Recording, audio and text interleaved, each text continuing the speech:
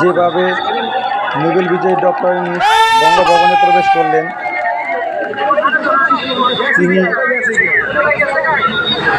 8ই August 2024 Bangladesh অন্তর্বর্তীকালীন সরকারের প্রধান উপদেষ্টা হিসাবে শপথ গ্রহণ করবেন। রাত 9টা 21 এই শপথ গ্রহণ অনুষ্ঠান। বঙ্গভবনে নোবেল জয়ী ডক্টর ইউনূসের প্রবেশ, ওনার ভক্ত সমর্থক বঙ্গভবনের সামনে ভিড় জমিয়েছে। প্লেকার্ড সহ অনেকেই ইউনূস ইউনূস বলে চিৎকার করছে, সমর্থন ধ্বনি দিচ্ছে।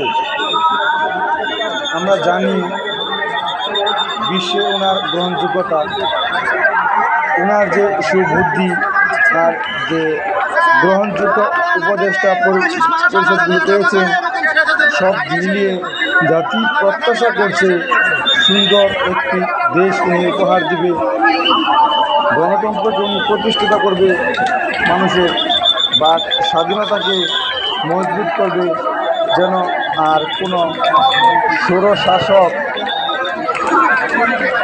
এদেশের মানুষের ভোটের অধিকার ছিনিয়ে না নিতে পারে, কথা বলার স্বাধীনতা ছিনিয়ে না নিতে পারে।